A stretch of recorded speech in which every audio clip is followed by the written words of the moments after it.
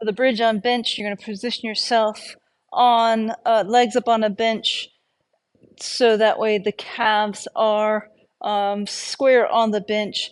If you want to make this exercise more difficult, you could certainly scoot back just a little bit. For these purposes, this should work as you're getting used to the exercise. So the first thing you want to do is flatten the low back into the mat, pull the belly button into the spine. So we'll have that core engagement before we bridge. From there, we'll bridge our hips up into the air.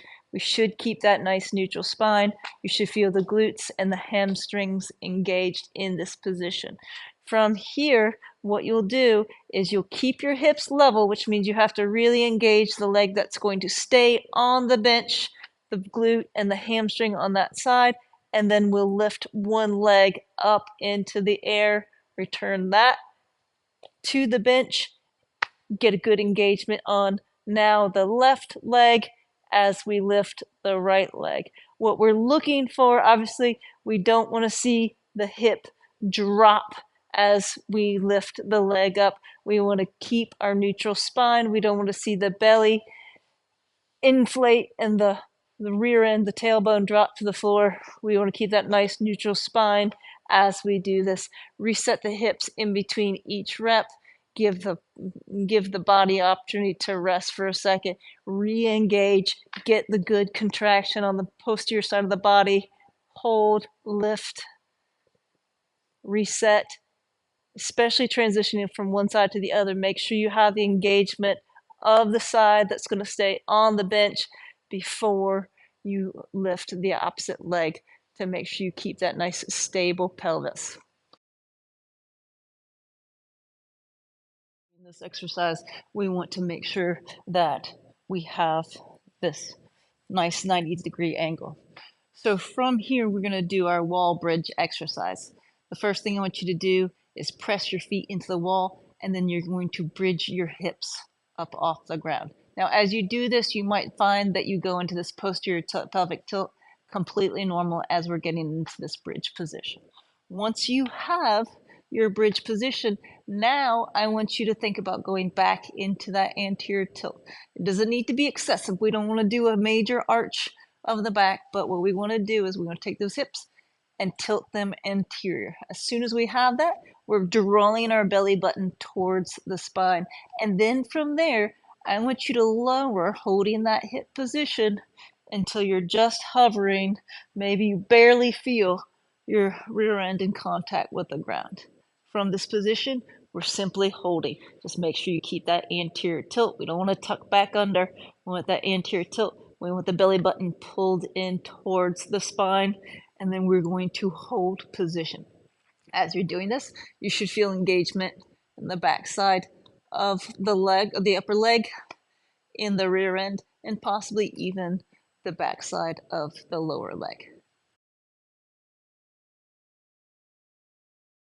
The stationary leg as your point of strength for this exercise. Oftentimes, step ups occur by pushing off the down leg to get into the step up position. So we're going to reverse the step up in order to ensure that the working leg is the one that is supposed to be working.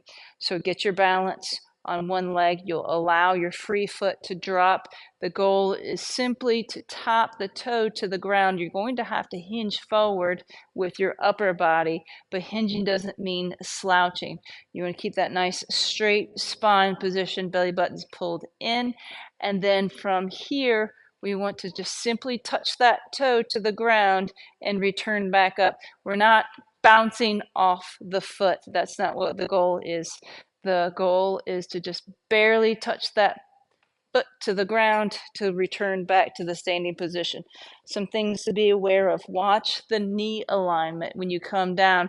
We don't want to have collapsing, major collapsing. The other thing to watch is hip alignment. We want to keep that pelvis pretty close to neutral as we drop that foot to the floor and return back. We don't want to see this major kick out of the hip to the side, nor do we want to see the collapsing of the knee.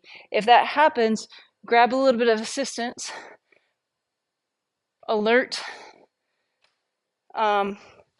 alert yourself to what is happening and use a mirror to try to address the issue that's occurring in your body so that we have good form moving forward.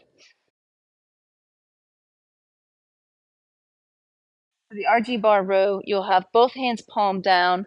One will be at the end of the bar, the other one will be in the middle of the bar. Your feet are going to be about hip width apart. You want to have your shins near vertical when you're doing this. And then from there, belly button's pulled in, chest is elevated. You'll initiate the RG bar row by pressing both hands so that, by pressing with the right, pulling with the left to get the bar perpendicular to your body. From this position, we'll initiate a slight rotation of the hips with the left hip rotating back, and then follow through with the rotation with our arms, keeping our arms fixed in a fixed position. So no matter where you are in space, the middle of the bar between your hands stays right about the line of your sternum. So again, hips back, belly button pulled in, chest elevated. We press with the right, pull with the left, get the bar perpendicular to our body. We'll initiate the rotation by rotating the left hip and then follow through. If we're doing a good job with our rotation, you'll see the knuckles just finish right along the line of the cable.